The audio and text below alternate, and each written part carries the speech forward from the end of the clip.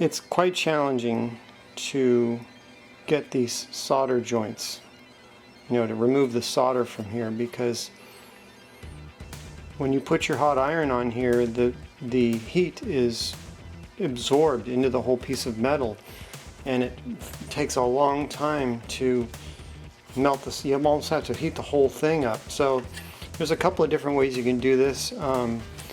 You can preheat the whole thing in the oven at a couple 100 degrees. That'll help you. I'm just going to give it a try. I have a desoldering pump. It's a nice one. It's like a 30 watt. And then I have a 100 watt Radio Shack. This thing, I got it when I was in my 20s, possibly late teens, so 30 years old, as old as the Amiga. How about that? And it works great. It'll melt that solder no problem. So the idea would be to try to get it to get sucked into this thing. Let's just see if we're hot enough yet. This thing is old school. It takes a little while to warm up. Looks like we're good. So I'm going to use the two-fisted method. Get something to sit on so I can get closer to it. This thing, however, doesn't take long at all. Just, you know, several seconds. 10 seconds on. Yeah, see, it's already ready to go. So we're gonna try to heat this baby up here. Yeah, it looks like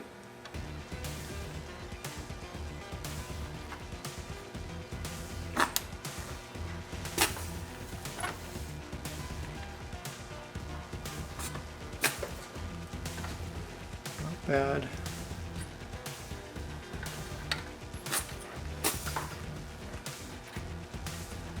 Doesn't smell very good. This is the rusty corner. That's a good. That's something like 99.9% of the solder right there. I hope I'm not blocking it. I don't think so.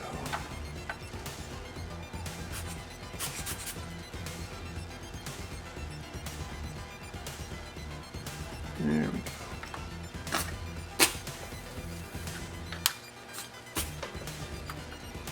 We're not doing too bad here.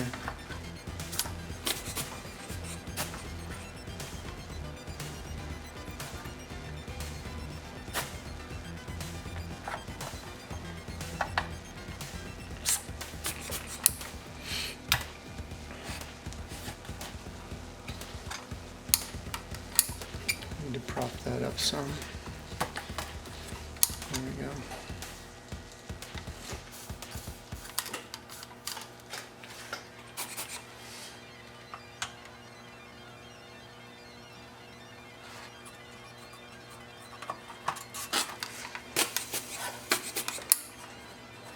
Man, this is working pretty dang good.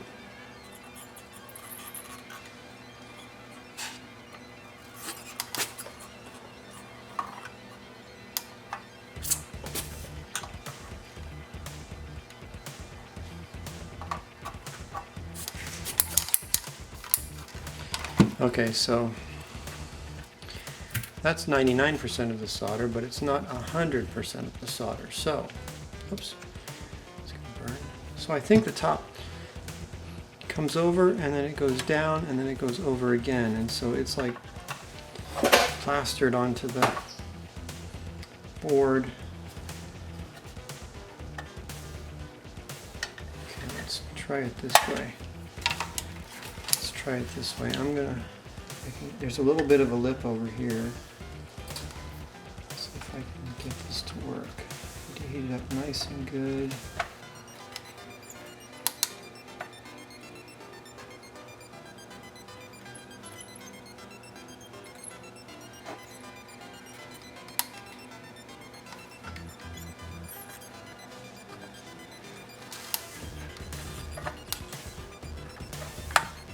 Yeah, there we go. Yeah,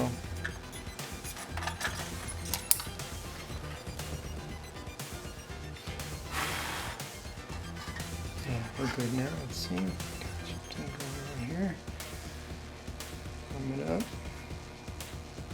Yeah.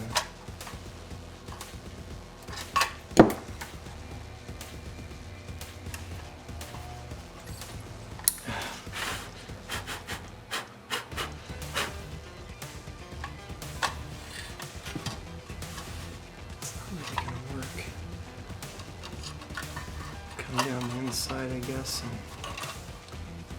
do something like that. I've done one of these before, obviously, and I put one of those CR2032 batteries in it with a holder. Some people don't even bother with it because they're like, why do you need to have battery backed up clock, you know?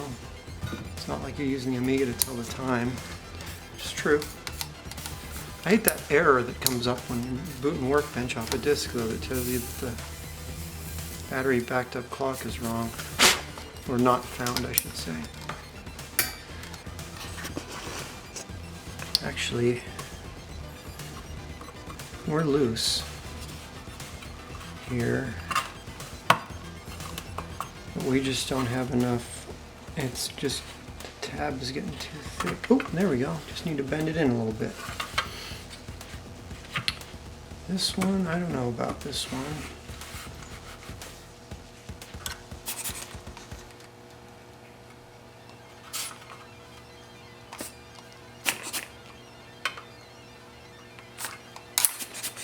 That looks pretty good.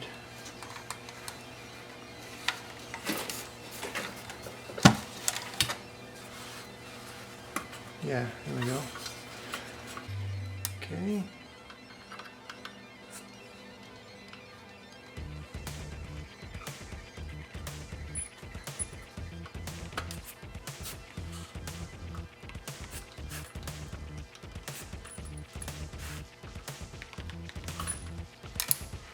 Let's really see any solder on here.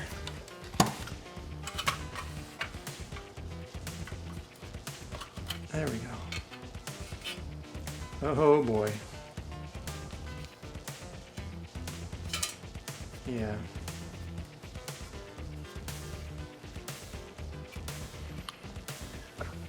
Let's get a close look at that.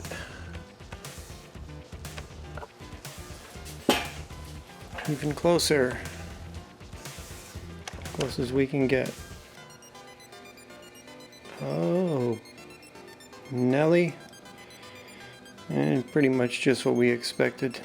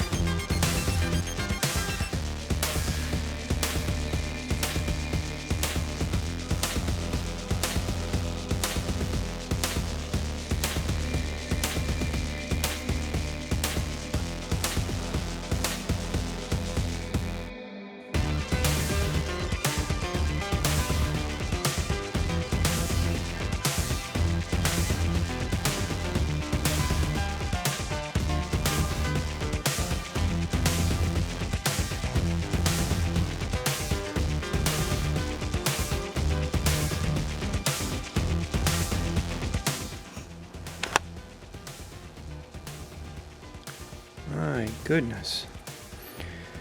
So,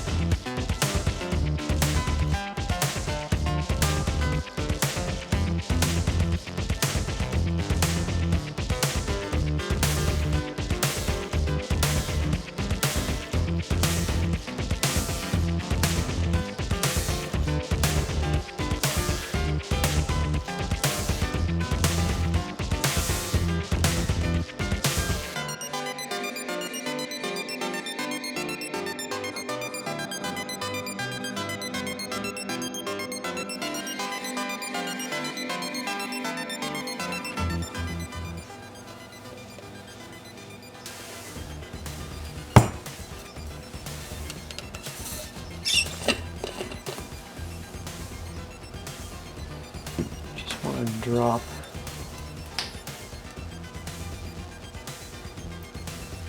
There we go.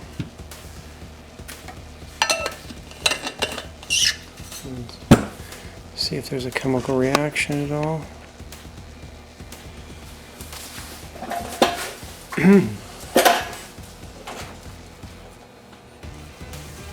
No, not really.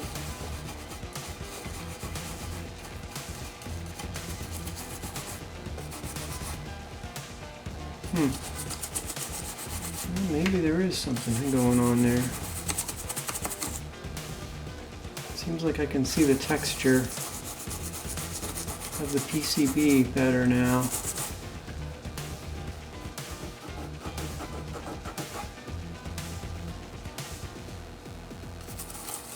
Well, if anything, it works as an abrasive, a mild abrasive.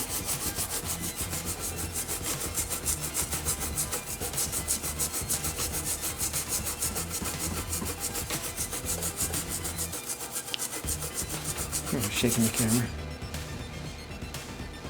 Oh.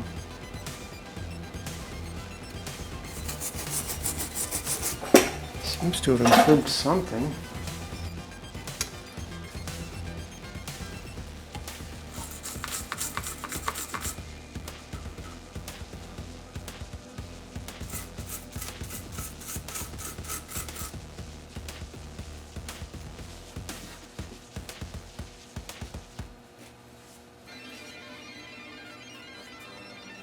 Yeah, it's gritty. It's going to be hard to get that. I actually think I should run it under the sink. I'm going to run this under the sink and then run it under some alcohol again.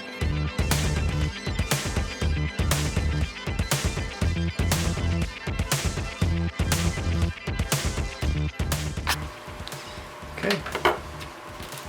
Let's give this bad boy a try in here.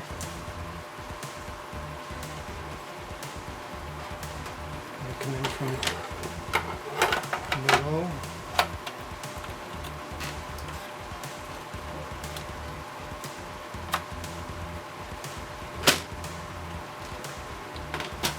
Gotta load workbench to see how much memory we have.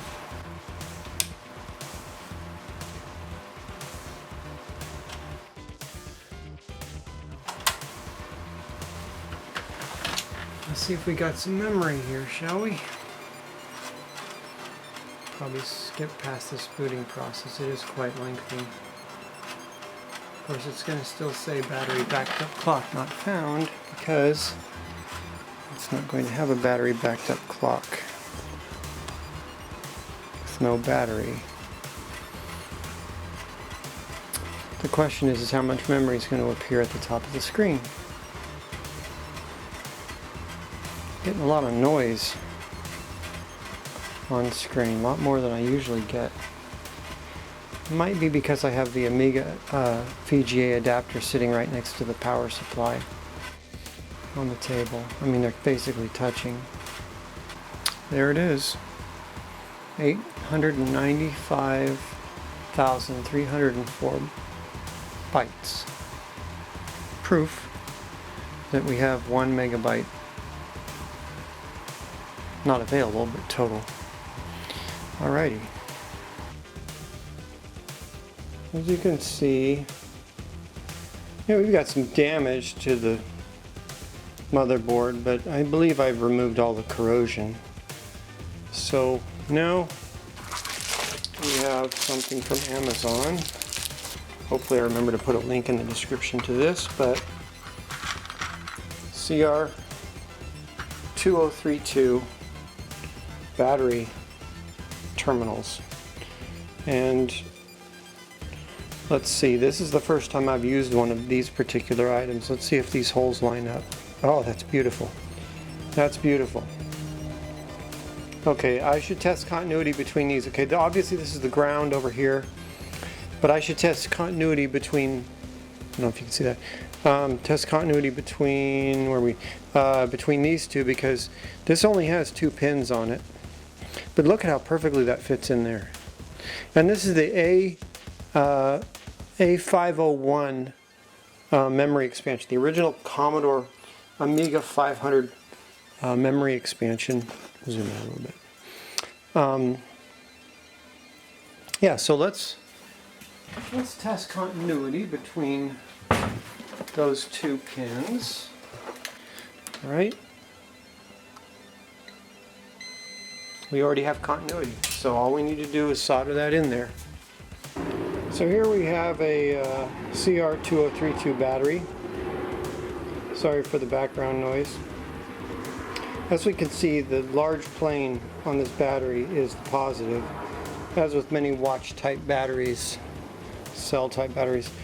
So, and that, I believe, is the part that goes up. So you push it down this way and then you push it in. So that means that the contact here on the bottom is negative. So that's negative there, and that means that's going to go there.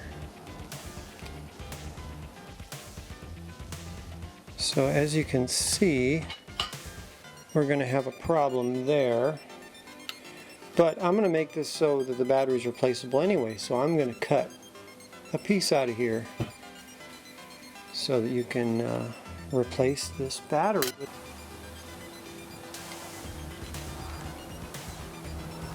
Just prop this up somehow.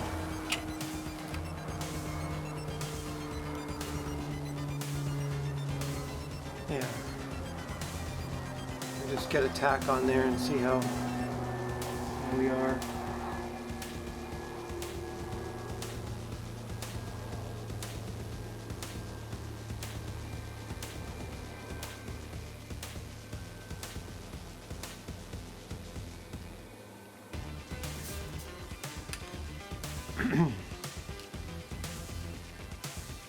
Yep, we're flush.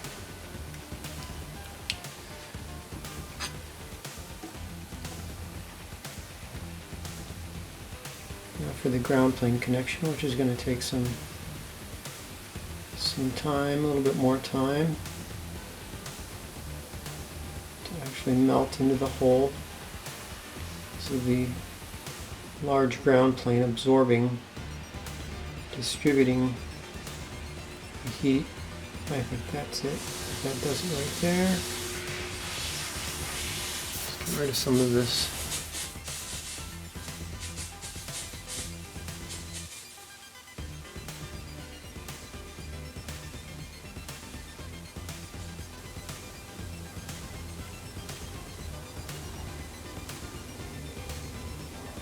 Yeah, see, this is a case where we're not getting penetration. We're not getting enough heat into the board. Okay.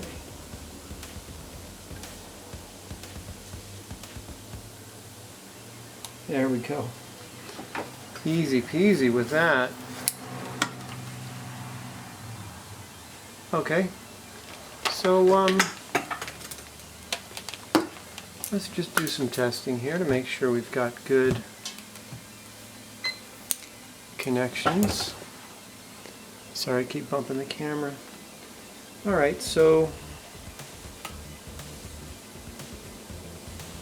here's a ground, and there's a ground.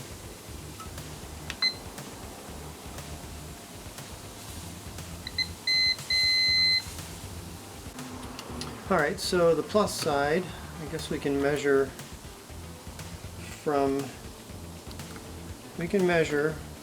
this other hole to the positive terminal, and we're good there too. So all we need to do is plug the battery in there. I believe this is the way you do it. Yeah, right there. And we should be good to go. Job one is to make it clear this battery, but at the same time, if we're cutting into it, we may as well make a big old hole so somebody could easily replace the battery. Now, how much space do you need to replace this battery? Well, you need to push this tab in so that the battery pops out, and then you can probably get a screwdriver in there.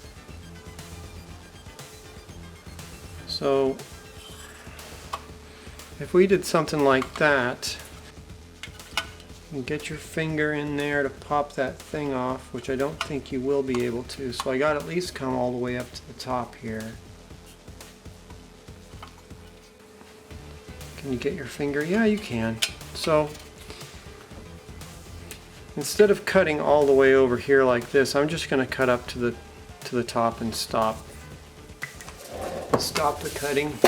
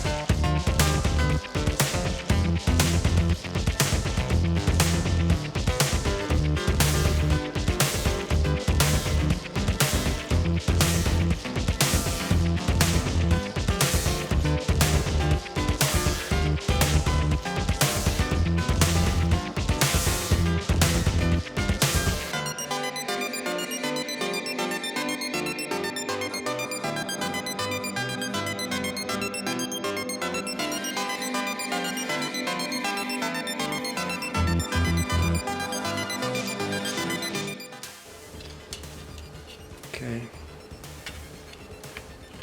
And this actually should go on a little easier now.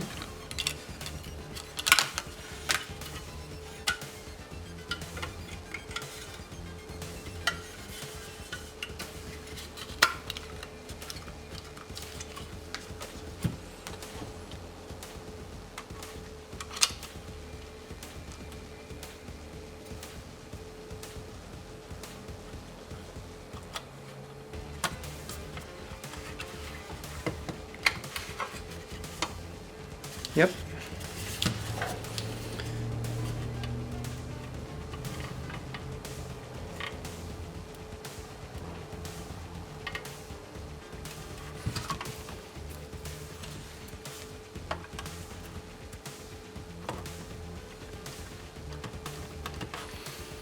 Okay.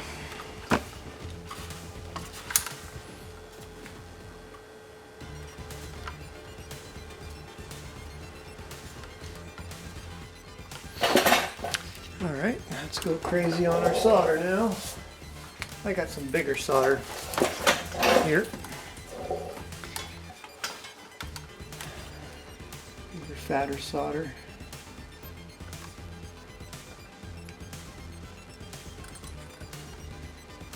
Ooh-wee, look at that.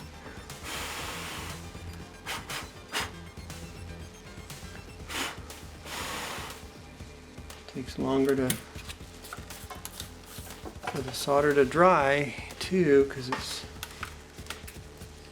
so hot. And yeah, there we go.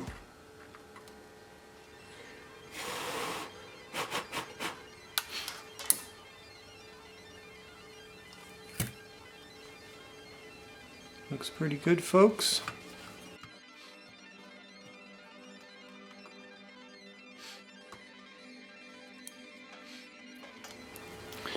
Just gonna clean my tip here a little bit.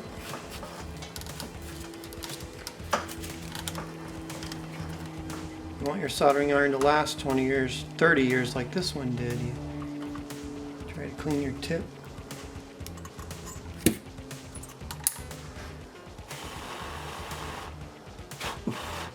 Ow. The metal shielding gets a little hot.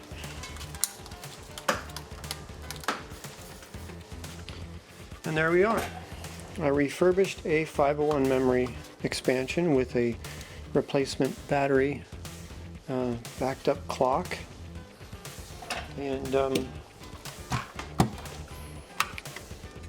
Yeah, I actually like doing this one side. Now getting the battery out is a little more difficult. You're definitely going to have to get some kind of screwdriver in there to push this pin and so the battery pops out. But I think you can have, there will be no trouble getting your hand in there, your finger, to replace, to snap the new one in. So yeah. As we can see, we have a time and date and no error saying that the backup clock isn't found, and we're good to go.